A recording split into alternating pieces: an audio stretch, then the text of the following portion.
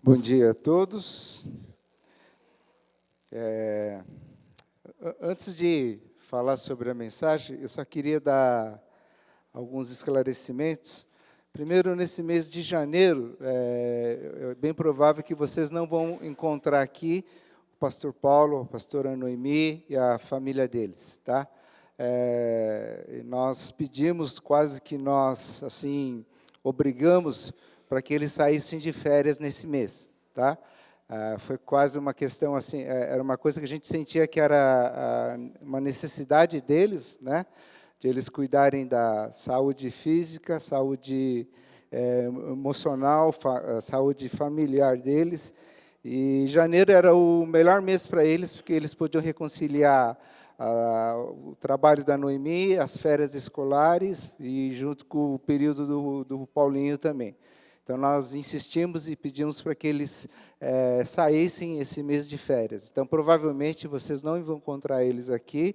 E o nosso pedido é para que vocês, durante a semana, lembrem de orar por eles, para que Deus esteja abençoando esse momento deles, né? E, por outro lado, também nós vamos ser... a igreja vai ser abençoada, porque nós vamos dividir essa parte da pregação com outras pessoas aqui da IMEL mesmo, tá? Então, vocês vão ter a oportunidade de ver mais pessoas pregando aqui, e graças a Deus nós temos esses irmãos que têm esse desejo e têm essa vontade de estar aqui também, tá bom? Então, lembre de orar por eles, né? Graças a Deus, vocês são irmãos muito legais, não trazem, não causam problemas ao nosso pastor, né? Mas, de qualquer forma, o ministério pastoral é algo desgastante, porque ele não consegue desligar daqui. Então, por isso que nós insistimos para que em janeiro eles se ausentassem e tirassem esse período de recesso para que eles cuidassem deles mesmos, tá? Mas o nosso pedido principal é para que vocês estejam orando por eles nesse período de férias, e que Deus esteja cuidando deles também, tá? Assim que nós chegamos aqui, a gente percebeu que todo mundo estava se abraçando aí, né? Isso é muito bom. Hoje é o nosso primeiro domingo do ano, é uma oportunidade que a gente tem de... no Brasil é muito comum dizer que o ano começa depois do carnaval, tá? Mas nós aqui, nós filhos de Deus, aqui da IMEL, a gente já começa o primeiro domingo a todo vapor, né? Sabemos que é um mês que as pessoas ainda estão em ritmo meio de recesso, né? Mas nós queremos já começar logo e começar com essa nova série. É uma série que a gente fala quase todos os anos de desafios durante o ano, né?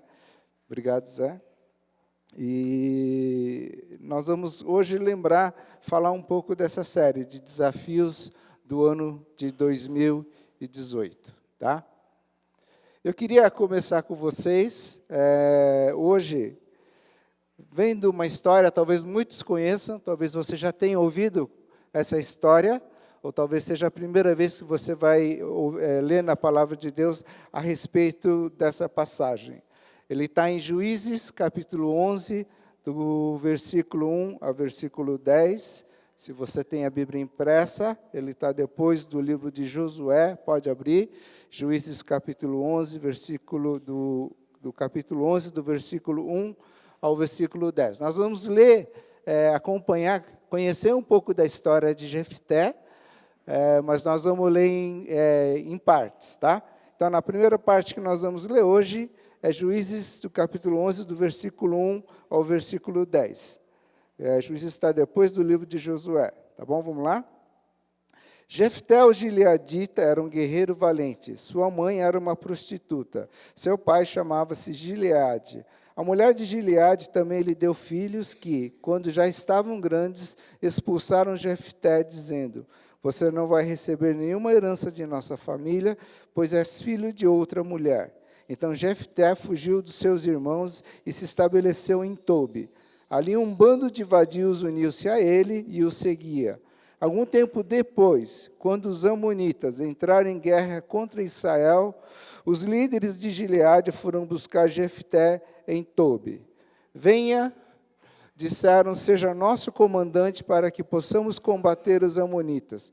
Disse-lhe Jefté, vocês não me odiavam e não me expulsaram da casa de meu pai? Por que me procuram agora quando estou em dificuldades?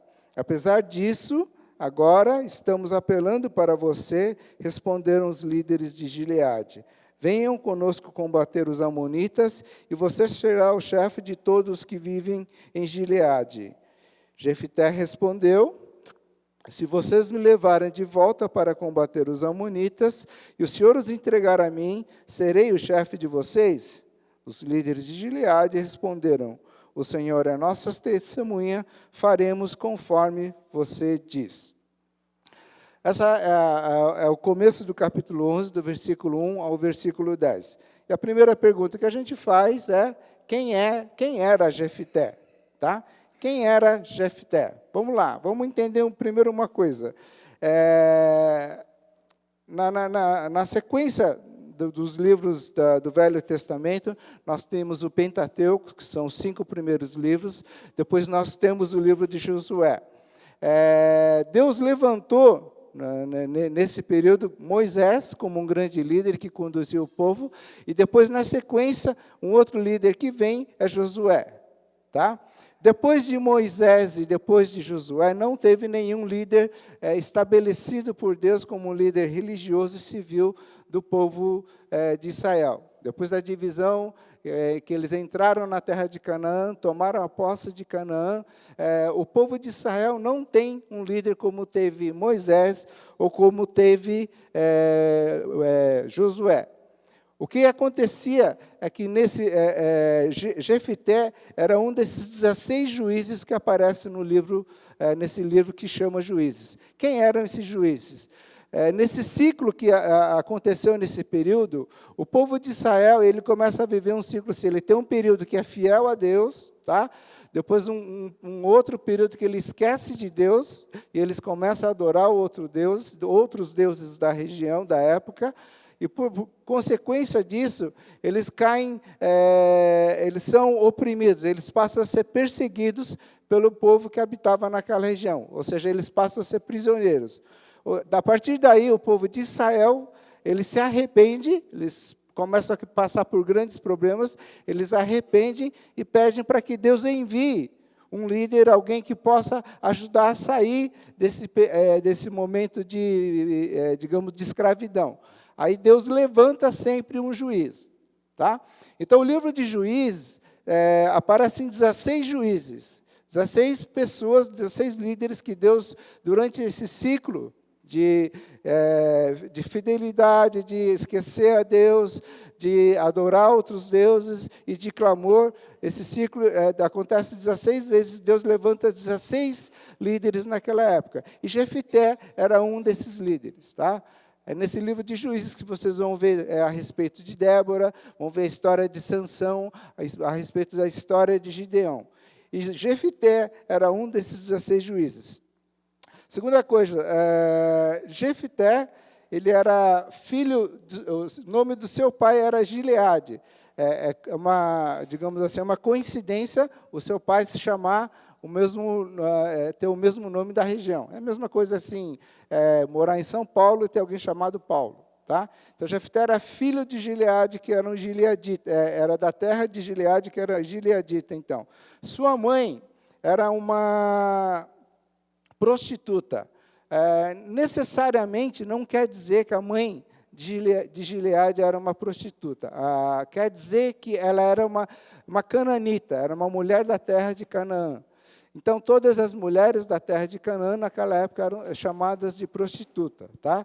Isso quer dizer, então, que pode ser que ela seja somente uma cananita, ou pode até ser que ela tenha sido realmente uma prostituta. Gileade era filho Jefté era filho de Gileade, e Gileade, o pai, ele teve um caso com uma outra mulher. Tá? Então, digamos assim, Gileade era um filho bastardo, Jefté era um filho bastardo de Gileade, isso. Tá? ele tinha também outros irmãos junto com eles, tá? Que eram os irmãos legítimos da esposa do pai dele.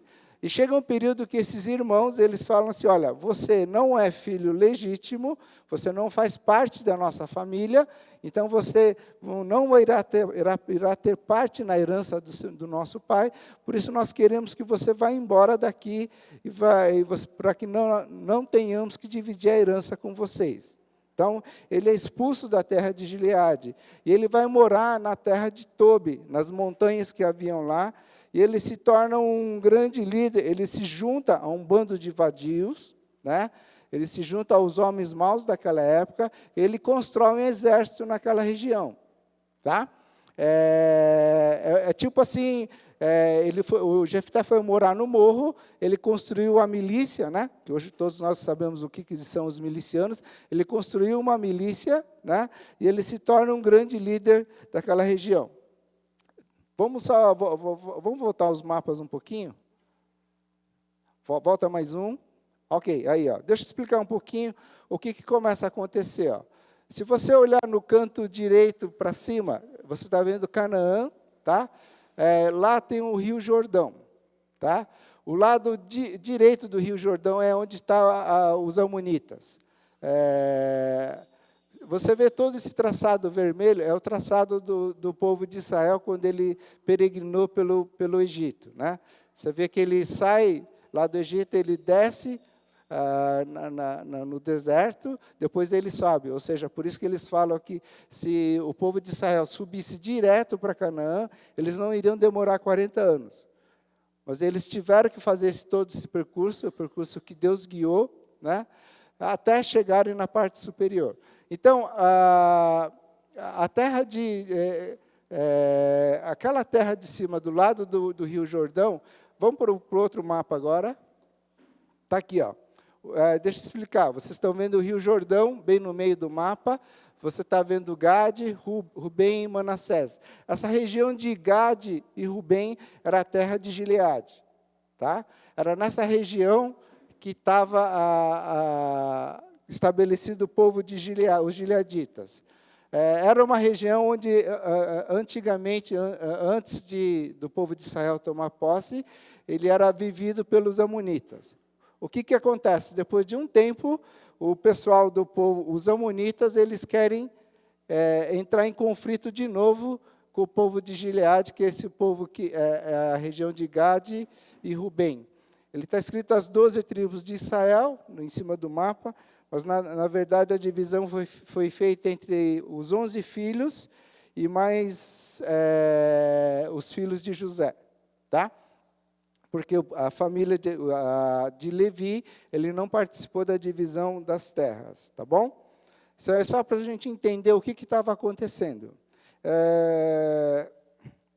O que acontece é que depois, esse povo, os amonitas, eles vão querer entrar em conflito de novo com essa região de Gileade. Quando eles chegam, eles sabem que os gileaditas sabem que vai haver esse conflito, eles lembram do Jefté. Ele fala, olha, a gente não tem nenhum líder que possa nos conduzir para a batalha contra os amonitas, mas a gente sabe da história de Jefté. Então, a gente vai e sabe que Jefté está lá no morro, nas montanhas, ele construiu um exército de milicianos, ele é um grande líder civil e um grande líder de um exército, então ele pode ajudar a gente a combater contra os amonitas. E eles vão conversar com Jefté. Tá? Aí, Jefté tem a grande chance, de novo, de voltar a sua família, a sua terra, que era a terra de Gileade. Tá? Então, ele entra lá, ele aceita esse convite de voltar ao seu povo, né? E voltar a combater em nome do povo de Israel. Ok. Algumas coisas que a gente percebe quando vê essa história de Jefté. Versículo 12, ele diz assim, Jefté enviou mensageiros ao rei amonita com a seguinte pergunta, que é que tens contra nós para teres atacado a nossa terra? o rei dos amonitas respondeu aos mensageiros de Jefté: quando Israel veio do Egito, tomou as minhas terras, desde o Arnão até o Jaboque e até o Jordão. Agora devolvo-me essas terras pacificamente. Eu queria meditar com vocês primeiro nesses dois versículos. Primeiro, versículo 12. Jefté enviou mensageiros ao rei amonita com a seguinte pergunta: que é que tens contra nós para teres atacado a nossa terra? Ou seja, Jefté, a princípio, ele não sabia por que os amonitas queriam voltar a combater de novo contra a terra de Israel. Ele pergunta para esse povo: que é que tens contra nós para teres atacado a nossa terra? Muitas vezes, isso é uma coisa que acontece muitas vezes conosco também. Às vezes a gente tem conflito, às vezes a gente tem problema de relacionamento, a gente não sabe direito o que está... às vezes você fala assim: puxa, aquela pessoa não conversa comigo, aquela pessoa não olha para mim, aquela pessoa não me cumprimenta, ele não fala comigo, né? E às vezes a gente não sabe a razão disso. Tá? A mesma coisa acontecia nessa passagem. Eles não sabiam por que os amonitas queriam combater de novo contra o povo de Israel. E muitas vezes a gente enfrenta essa mesma passagem, essa mesma situação, né? Às vezes a gente tem conflito com os irmãos, a gente, mesmo em família, mesmo em emprego, mesmo em trabalho, mesmo em escola, às vezes a gente enfrenta, a gente percebe que alguém não vai com a sua cara, né? Você fala assim: olha, toda vez que eu chego lá, a pessoa levanta e vai embora, né? Toda vez que eu tento dirigir alguma palavra, a pessoa me ignora e deixa de falar comigo. Tá? E às vezes a gente não sabe a origem do porquê que às vezes existe alguns conflitos de relacionamento com algumas pessoas. Tá? E o que Jefté faz? Ele vai e pergunta para o rei dos amonitas o que tinha acontecido. Versículo 13, o rei dos amonitas respondeu aos mensageiros de Israel: quando Israel veio do Egito, tomou as minhas terras, desde o Arnão até o Jaboque, até o Jordão, agora devolvam-me essas terras pacificamente. O povo, os amonitas, eles estavam falando de uma coisa que tinha acontecido há mais ou menos 300 anos atrás. Tá? De um conflito que eles tiveram há 300 anos atrás, eles estavam levantando agora para questionar isso. Tá? E, às vezes, a gente fala assim: olha, nós encerramos 2017, tudo que aconteceu em 2017 ficou em 2017. 2018 a gente começa um novo ciclo na nossa vida. Tá? E a gente acha que tudo aquilo que ficou para 2017 ficou para trás. A gente pode começar a levantar um novo ciclo, um novo começo a partir de 2018. Mas o que a gente entende nessa história, o que estava explicando aqui, que uma coisa que aconteceu há 300 anos atrás, esse povo estava reivindicando de novo perante Jefté. Tá? E às vezes a gente acha que acabou 2017, esqueceu, vamos começar 2018 como se as coisas tivessem tudo resolvido. E às vezes não. Tá? Às vezes, coisas que aconteceram em 2017, por mais que comece 2018, talvez seja um momento que a gente ainda tenha que reparar, resolver, acertar as pendências que nós temos em 2017. E talvez agora, hoje, a gente começando 2018, é tempo talvez de pensarmos, né, aquilo que ainda ficou para trás, aquilo que Deus quer que a gente resolva e acerte com Ele e acerte, às vezes, com as pessoas também. Tá? Às vezes nós falamos que perdoar é esquecer. Aí eu perdoei aquela pessoa, a gente esqueceu, está tudo certinho. Tá? Não tem mais nada, eu perdoei.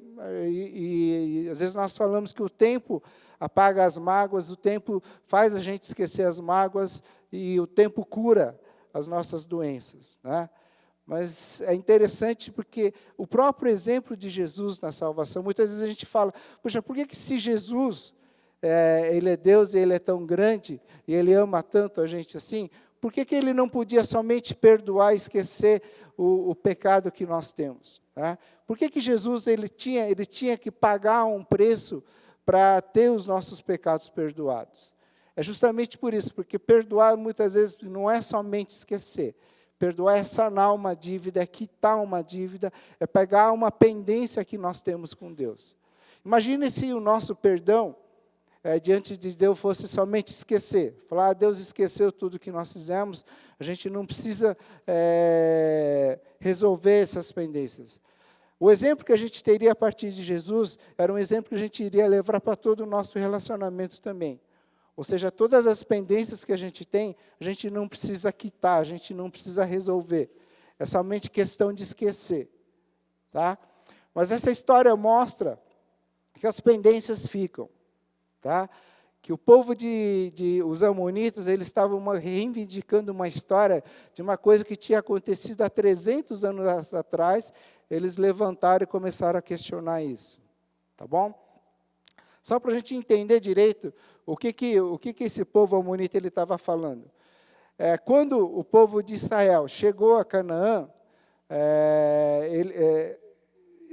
os amonitas estavam falando, olha, vocês chegaram, invadiram a nossa terra e tomaram posse sem nenhuma permissão, sem nenhum consentimento lá. E Jefté responde, olha, não foi bem assim. Quando nós chegamos, né, quando Moisés chegou com o seu povo, quando Josué chegou com o seu povo à terra de Canaã, primeiro ele pediu permissão ao rei de Moab, ao rei de Edom, se ele podia atravessar com o povo de lá. E o rei de Edom falou, não, aqui vocês não vão passar. Então, logo depois, Josué pergunta aos reis moabitas, olha, nós queremos chegar à terra de Canaã, nós podemos passar por meio de Moab? O rei de Moab também não permite que ele passe. E, por consequência, ele pergunta ao rei de Seom também, se o povo de Israel podia passar pela terra deles até chegar à terra de Canaã. E o rei de Seom, além de não permitir, eles falaram assim, olha, esses caras não querem somente passar pela nossa terra, eles querem tomar posse da nossa terra, então nós vamos combater contra eles. Tá? Então, logo depois, versículo 24, acaso não tomas posse daquilo que teu Deus Camós te dá? Da mesma forma tomamos posse do que o Senhor, o nosso Deus, nos deu. Isso aí é Jefté explicando para o rei de Amon que não, que eles pediram permissão, eles não deixaram, eles entraram em conflito com Deus, Deus deu a vitória ao povo de Israel, e ele fala, como Deus ele venceu a vitória, essa batalha, nós tomamos posse da terra dos amonitas. Tá? E ele fala, se seu Deus, o Deus Camós, ou Quemos, que está numa outra versão, ele tivesse feito o mesmo com você, você também não tomaria posse da terra? Tá? Ele questiona isso, mas ele fala que a vitória que eles tiveram era porque o Deus de Israel deu a eles essa vitória. Versículo 27, ele diz assim, nada fiz contra ti, mas tu estás cometendo um erro lutando contra mim, que o Senhor, o juiz, julgue hoje a disputa entre os israelitas e os amonitas. Ou seja, nós vamos entrar em conflito de novo, mas Deus seja o juiz dessa nova questão. Tá? E na sequência ele diz, então, Jefté foi combater os amonitas e o Senhor os entregou nas suas mãos. Tá? Ou seja, Jefté combateu contra os amonitas, Deus deu a vitória a Jefté, e Jefté ganhou dos amonitas. Até aí, essa história talvez seja muito semelhante à de muitas outras que nós temos no Velho Testamento. Tá? Se você vê a história de Gideão, se você sabe um pouco da história de Davi, né? É uma história talvez semelhante a muitas outras que nós temos no Velho Testamento. Só que Jefté é um problema que a gente tem no Velho Testamento. Tá? A história de Jefté, a partir daí, toma contornos assim que a gente preferia talvez que não tivesse escrito na Bíblia. Se eu fosse alguém que tivesse a autoridade de poder escrever a Bíblia, talvez iria omitir a segunda parte da história da vida de Jefté. Antes de Jefté ir combater os amonitas, ele faz um voto. Jefté fez este voto ao Senhor. Se entregares os amonitas nas minhas mãos, aquele que estiver saindo da porta da minha casa ao meu encontro, quando eu retornar da vitória sobre os amonitas, será do Senhor, e eu o oferecerei em holocausto. Jefté fez um voto a Deus e falou, olha Deus, se eu vencer os amonitas, e a vitória vier do Senhor, eu faço um voto diante do Senhor hoje, que quando eu retornar para minha casa, o primeiro ser vivente que sair da minha casa, eu vou oferecer em holocausto, em sacrifício ao Senhor. Jefté ganha a batalha contra os amonitas, e quando ele chega na sua casa, quem que sai da casa dele? Sai a filha dele. Tá? A única filha que Jefté tinha, né? A única filha, digamos, a filha adorada dele, é a que sai correndo da porta da casa e vai correndo em direção a Jefté. Naquela hora, Jefté se desespera, ele se apavora, porque ele fez um voto, ele teria que cumprir esse voto diante de Deus, porque ele tinha dito que o primeiro ser vivente que saísse da casa dele, ele iria oferecer em holocausto, em sacrifício ao Senhor. Tá? E a passagem diz que ele se desespera, ele fala para a filha que ele fez esse voto, e a filha fala, olha, pai, se o senhor fez esse voto, é um voto que o senhor tem que cumprir diante de Deus. Era muito comum, né? Naquela época, as casas, Jefté talvez imaginasse, porque as casas naquela época, a parte de baixo da casa era onde ficava o curral, onde ficaram os animais, né?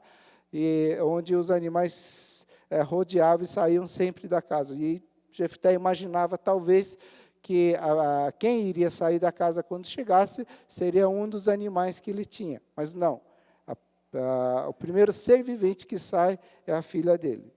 Então, Jefté é um problema que está na palavra de Deus, porque ele fez esse voto, ele fez esse compromisso com Deus, né? E é uma coisa assim que, se a gente pudesse, a gente preferia omitir essa parte. Segunda parte, ele fala que os gileaditas tomaram a passagem dos Jordões que conduziam a Efraim, sempre que vamos entender direito. Além desse problema que Jefté teve do voto que ele fez a Deus, ele causou um conflito civil. Tá? Efraim era da mesma tribo de Israel, era uma das tribos de Israel, e Jefté, ele entra em conflito com os efraimitas. Tá? E diz assim, que quando os efraimitas souberam que Jefté tinha vencido a batalha, ele falou, olha, Jefté, você é danado, né? Por que você não convidou a gente para participar da batalha? Porque a gente ia junto lá combater, a gente ia ganhar essa batalha junto. E Jefté falou, olha, eu chamei vocês, eu falei para vocês que eu ia, mas vocês ficaram enrolando e demoraram para decidir, eu fui lá na frente sozinho e ganhei sozinho deles. E ele tem um grande conflito com esses efraimitas. Na verdade, esses efraimitas eram meio de arranjar confusão, porque numa outra passagem da história de Gideão também, eles fizeram a mesma coisa com Gideão, né? E como é que eles iam, Jefté fazia para descobrir se aqueles fugitivos, porque ele exterminou 42 mil efraimitas, né? Como é que Jefté fez para descobrir se o cara era efraimita ou não? Você tem o Rio Jordão, você lembra no mapa, você tem o Rio Jordão, tinha uma ponte sobre o Rio Jordão, e quando a pessoa quisesse atravessar a ponte, os gileaditas perguntavam, você é efraimita? E ele falava, o cara falava, não sou, eu vou morrer? Não sou. Tá? Então ele falava assim, então você fala Shibolete. Tá? Se ele não conseguisse falar Shibolete, ele falasse Sibolete, ele era sacrificado na hora. Tá? É a mesma história do pastel. Né? Você pergunta para o paulista, para o carioca, fala pastel. Aí ele vai falar pastel. Né? Se ele falar pastel, é carioca. Se ele falar pastel, é paulista. Tá? É a mesma coisa que Jefté fez nessa passagem. E a partir daí ele tem essa guerra civil e ele acaba com 42 mil efraimitas. Tá? Então, como eu disse, a gente vê a primeira parte da história de Jefté, mas a gente vê a segunda parte. Hebreus 11, 32, além disso, tá? O que mais intriga? Jefté, ele está em Hebreus 11, capítulo 11, versículo 32. Que mais direi? Não tenho tempo para falar de Gideão, Baraque, Sansão, Jefté, Davi, Samuel e os profetas. A gente chama o livro de Hebreus, do capítulo 11, daquela passagem onde estão escrito o nome daqueles que são os grandes heróis da Bíblia. Tá? Então, lá está escrito Abraão, está escrito Moisés, e ele está escrito também de Gideão, Baraque, Sansão, e aí Jefté aparece nessa lista daqueles que são os heróis que nós temos na palavra de Deus. Tá? Então, por que Jefté, apesar de tudo isso, apesar desse voto impensado que ele fez, apesar desse conflito civil que ele causou, Jefté está no livro de Hebreus. Eu li, reli, pensei, dei uma olhada, e algumas coisas que a gente pode concluir. Primeiro, eu acho que a pergunta que todo mundo aqui fez, tem na sua mente. Jefté ofereceu ou não a sua filha em holocausto a Deus? Tá? Alguns esclarecimentos. Primeiro, Deus abominava qualquer sacrifício humano. Tá? Existia uma lei muito clara em Levíticos e em Deuteronômios que Deus não aceita sacrifício humano. E se alguém fizesse algum sacrifício humano, isso não era oferta para Deus. Tá? Segunda coisa, era comum naquela época também que, por exemplo, se você fazia um voto de sacrifício e você não pudesse cumprir, você podia conversar com os sacerdotes. Esse voto ele podia ser trocado por um outro voto. Tá? E muitas vezes podia ser trocado por animal, ou podia ser trocado até por uma oferta financeira. Mas a gente sabe que não foi isso que aconteceu, porque a própria filha fala que Jefté tem que cumprir aquilo que ele prometeu com a sua boca. Tá? A hipótese, o que eu mais acredito também, baseado em tudo isso, que Jefté, ele ofereceu a sua filha para trabalhar, para viver integralmente dentro do sacerdócio, dentro do templo daquela época. Tá? Porque existe uma passagem onde a própria filha fala que pede para o pai, Jefté, para sair durante 2 meses, porque ela não ia poder se casar com alguém. Tá? Existe uma outra versão de uma Bíblia que diz que a filha de Jefté chorou porque ela não poderia viver a maternidade. Tá? Então, o que eu mais acredito, o que muita gente acredita hoje, não é a filha de Jefté não foi oferecida como sacrifício, mas ela foi dedicada ao serviço do templo.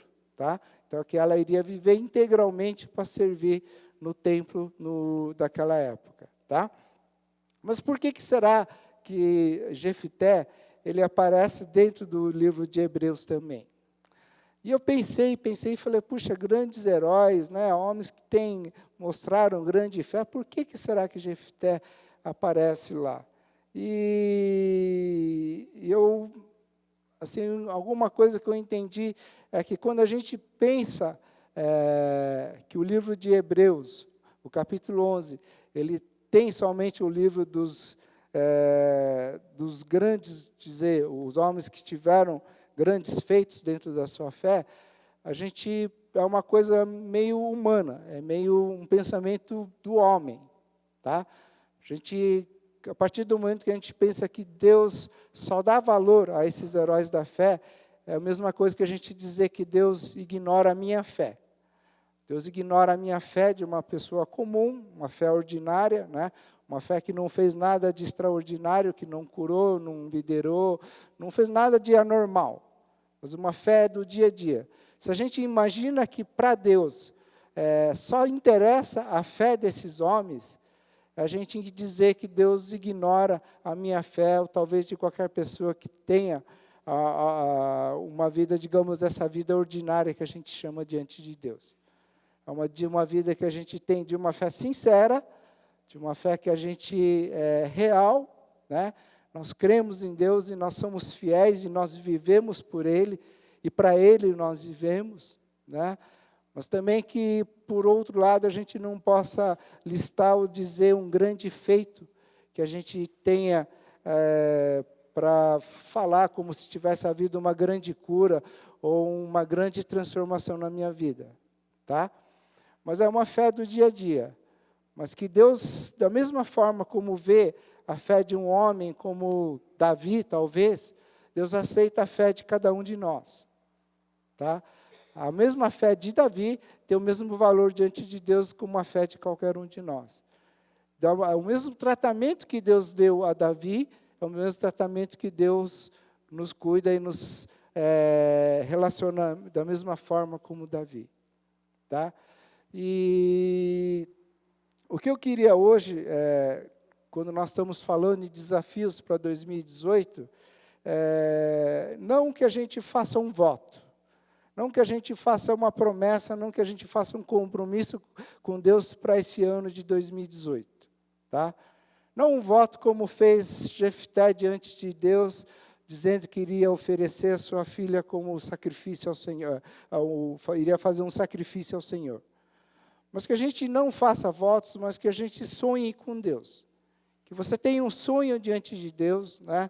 Porque quando a gente vê a história de Jefté, eu imagino que na cabeça de Jefté, quando ele foi rejeitado pelos irmãos, ele foi rejeitado pelo pai, ele foi rejeitado pela mãe dos seus irmãos, e ele foi expulso, talvez um sonho que Jefté talvez tenha carregado diante dele é um dia poder voltar para a sua terra, batalhar em nome do próprio Deus e poder servir a Deus. Talvez era um sonho que ele tinha.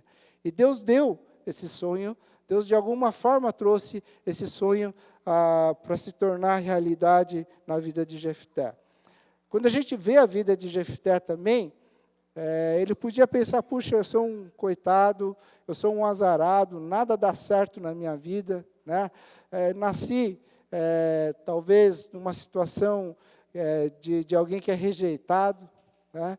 E a gente sabe hoje que muitas vezes esse sentimento muito negativo que a gente carrega é um estopim que algumas vezes em algumas pessoas ele leva a pessoa até a depressão.